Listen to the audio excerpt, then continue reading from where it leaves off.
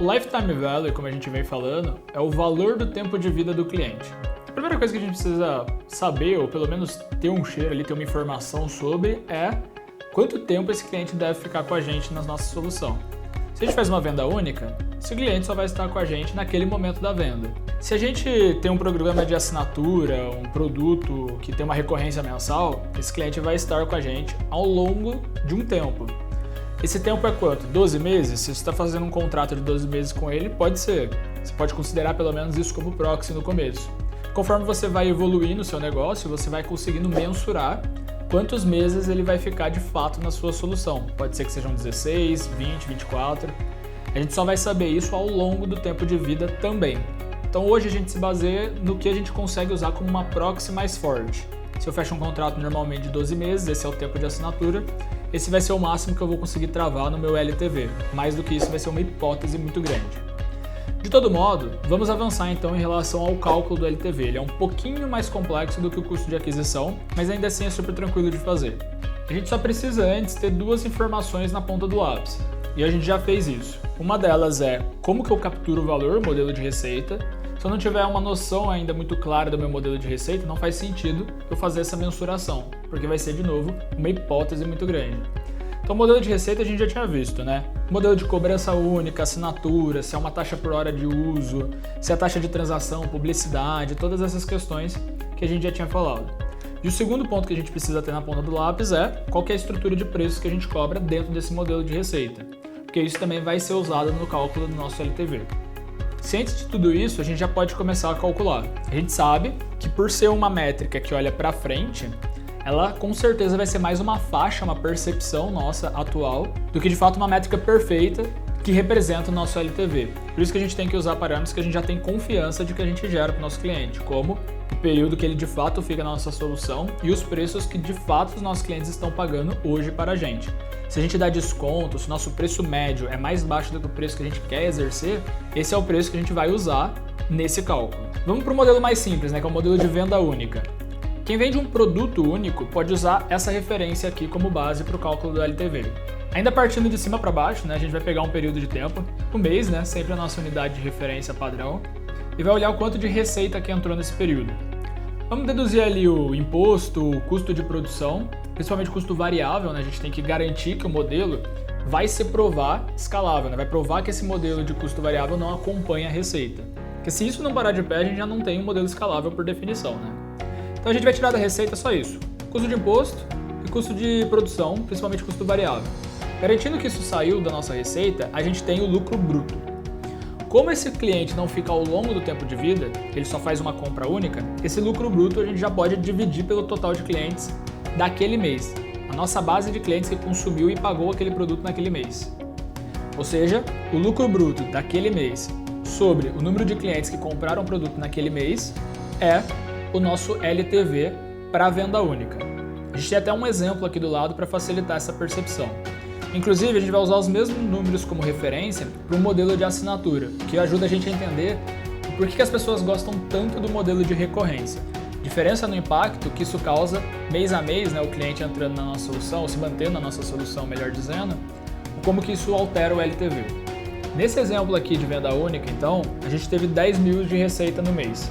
Tirou ali imposto, produção do mês e 7 mil de lucro bruto. O que acontece? Se esses 7 mil de lucro bruto foram realizados por conta de 70 clientes no mês, mesmo que alguns clientes tenham comprado algo um pouco mais caro, o outro pagado um pouco menos, isso dá uma percepção pra gente que, na média, o lucro que cada cliente desses deixa na nossa solução, quando eles vêm e fazem esse contato com a gente, é de R$100 ao longo do tempo de vida, porque ele só tem um ponto de contato com a gente a princípio. Agora, para o modelo de assinatura, a gente já tem uma complexidade a mais. Como vocês podem ver aqui, o desenho dessa conta, ela tem ali, após o lucro bruto, algumas informações, né? Quando a gente chega no lucro bruto e divide pelo total de clientes no mês, a gente chega no lucro unitário mês, mas esse não é o LTV, porque esse cliente ele continua com a gente ao longo dos meses. Então nesse caso de assinatura, isso só representa o lucro unitário por cliente, né? Por isso que unitário, naquele mês. A gente precisa multiplicar isso pelo tempo do contrato com esse cliente. De novo, se é uma assinatura de 12 meses, né, um período de 12 meses que a gente espera ficar com esse cliente na nossa solução, então é 12 que a gente vai multiplicar aqui. Só que, lembrem, a gente falou do churn, da importância dele. Se a gente tem uma percepção de que o cliente nosso sai ao longo do tempo e que, sei lá, 10% desses clientes abandonam e não ficam esse contrato inteiro, a gente precisa descontar esse número. Porque senão a gente vai estar inflando a nossa base com um perfil de cliente que não vai estar com a gente ao longo desses 12 meses. A gente precisa tirar esse churn do cálculo. Mesmo que a gente ainda esteja no começo das metrificações, né, começando a calcular o LTV, o churn a gente pode usar um parâmetro de mercado, né, ver naquele setor quanto que as pessoas costumam abandonar a solução. Pelo menos para não ficar com o LTV muito inflado. Mas ok, eu entendo que no começo talvez as pessoas ainda não te abandonaram. Mas é importante saber que isso faz parte da conta e por isso que é tão importante a gente evitar a saída dos clientes ao longo do tempo, manter eles na solução, que isso aumenta muito o nosso LTV. Vamos olhar o exemplo aqui do lado com os mesmos números, né, de R$10 mil de receita, R$1.000 de imposto e R$2.000 de produção no mês. Isso ainda assim dá um lucro de R$7 mil e com 70 clientes, o mesmo número de antes, R$100 por cliente naquele mês. Só que lembrem que esse cliente vai continuar com a gente. E no mês que vem, quando nós trouxermos outros clientes, eles vão aumentar essa base e cada um desses novos vai continuar trazendo também ao longo do tempo de vida mais R$100 mês. Ou seja, quando a gente multiplica por 12, 24 meses de contrato, dependendo da quão forte a gente tem uma proxy para falar que ele vai ficar todo esse tempo com a gente, e tira ali o churn, isso dá, nesse exemplo aqui, R$2.160 de lifetime value, de lucro que eu obtenho de cada cliente que eu trago para minha solução. Vocês viram a diferença, né? A gente saiu de um lucro unitário, né, de cada cliente que fez uma venda única, uma compra única, e depois, para a gente trazer ele de novo, a gente vai ter que ter um novo gasto de custo de aquisição, que esse cliente deixava com a gente R$100 de lucro no final do dia, para um modelo que um cliente vai ficar com a gente 2 anos e vai deixar mais de R$2.000 com a gente no final do dia. Essa é a diferença um pouco do venda unitária para assinatura e por isso que as pessoas gostam tanto do modelo de recorrência. Mas não se preocupem, a gente já fez todo o processo de validação. Se o seu modelo é de venda única, ainda assim tem um mercado, a gente precisa fazer essa conta parar de pé. Se o seu LTV é 100, o seu custo de aquisição tem que ser muito mais baixo que isso. Só isso que isso significa.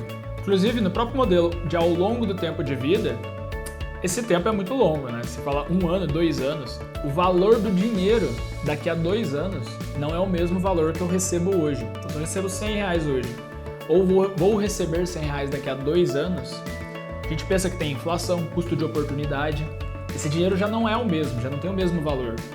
Na verdade, eu preciso fazer um ajuste naquele cálculo que a gente fez no modelo de assinatura. Aquele modelo de assinatura, ele não mensurou isso, não trouxe a valor presente esse dinheiro que a gente só vai receber daqui a 12, 24 meses. E a gente precisa trazer esse retorno a valor presente para a gente entender o quanto que esse cliente vale hoje, né? O quanto que significa esse montante de dinheiro que ele vai deixar na minha solução a termos de hoje. Porque pensem, o custo de aquisição que eu estou implicando para trazer esse cliente, ele ocorre hoje.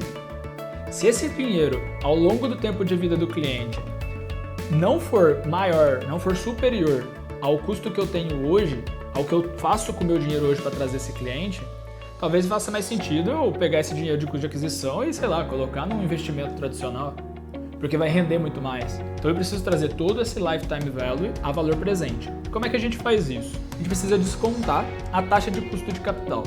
Ok, eu sei que parece um pouquinho complexo, mas é tranquilo.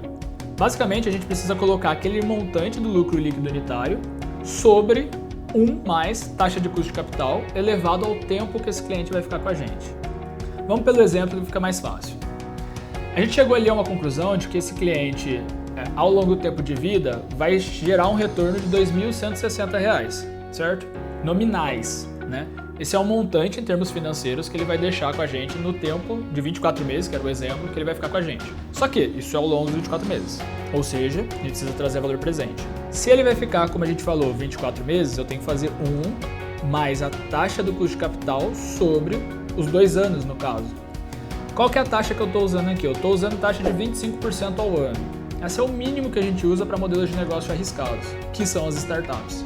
Normalmente de 25%, 50% ao ano. Porque é um tipo de negócio que tem uma incerteza muito grande. E uma taxa menor do que essa provavelmente vai inflar o seu LTV e vai causar uma métrica de vaidade, que não vai ser a métrica real do seu negócio. A gente precisa sim ser agressivo nesse desconto, porque a gente penaliza assim o futuro, que é incerto, e mantém principalmente o valor presente. O valor dos primeiros anos, né? O valor dos primeiros meses. Tanto que nesse modelinho, a gente trazendo a valor presente, já cai de 2.100 e poucos para R$ 1.382, que esse montante vale hoje. Esse dinheiro vale hoje, né? O valor do dinheiro por conta do desconto temporal. Assim, sem neura, isso é fácil de calcular, depois a gente tem planilha de apoio também para fazer esses cálculos. O importante é entender que, ao longo do tempo de vida que o cliente fica com a gente, ele traz retorno para nós. O retorno que ele vai trazer esse mês que vem, é mais importante do que o retorno que ele vai trazer daqui a 12 meses, porque esse a gente tem mais garantia. O resto, muita coisa pode acontecer, pode ser que ele saia da nossa solução, pode ser que ele não esteja mais com a gente, pode ser que a gente não exista como negócio. Então a gente precisa entender se ele tem esse LTV a valor presente, o tempo de vida dele vale 1.300 e pouco, eu preciso contrastar isso com o custo de aquisição que a gente já tinha discutido. A startup acaba seguindo esse modelo aqui que a gente está olhando no gráfico, né? Se a gente incorre num erro nesses cálculos, a gente não mensura da melhor forma, a gente pode fazer problemas como, por exemplo, a Pets.com fez no começo dos anos 2000, que ela achou que o modelo dela era um público pulverizado, ela vendia produto para animais domésticos, e aí lá nos Estados Unidos eles fizeram uma campanha gigantesca com propaganda no Super Bowl, com custo de aquisição super alto, para poder atrair pessoas para a sua solução. Só que a conta não parava, né? O LTV era muito menor do que o CAC, do que o custo de aquisição. Esse gasto intensivo em marketing, no caso deles, que ainda não tinham comprovado LTV por CAC, foi basicamente jogar dinheiro água abaixo. E aí eles tiveram um buraco muito grande financeiro que acabou prejudicando e matando a companhia. Por isso uma regra de ouro aí do ecossistema empreendedor é de que o LTV seja pelo menos 3 vezes maior que o custo de aquisição. Tanto para você conseguir ter um conforto em relação a essa entrada de caixa, né, o fluxo de caixa ficar saudável, porque você realiza o custo de aquisição do cliente hoje e ele vai remunerar ao longo do tempo. Então esse descasamento tem que ser muito grande para essa demora na remuneração não ser gigantesca e você ter um problema financeiro, não porque o negócio não está interessante, mas porque a conta não fecha, né? Você não tem dinheiro para pagar os custos operacionais do presente, porque esse dinheiro só vai entrar no futuro. Quanto porque o custo de aquisição ele só contempla marketing e vendas, lembra? E a gente ainda tem custo operacional, custo do dia a dia, custo administrativo, contabilidade, de advogado, o local de trabalho, a equipe administrativa. E tudo isso é um custo que não está nessa conta. É um custo que, tudo bem, ele não vai crescer conforme o crescimento das vendas, né? Ele é desproporcional, igual a gente estava discutindo. Ele é um pouco mais fixo, tem um crescimento um pouco mais flat, vai ser diluído conforme a startup for escalando, mas ele ainda é um custo existente e ainda é um custo que impacta, ainda mais no começo da startup, a saúde financeira da startup, principalmente a saúde de curto prazo, que é o fluxo de caixa que ela tem hoje para pagar as despesas que ela tem hoje. E exatamente isso que a gente vai falar agora nesse vídeo sobre fluxo de caixa.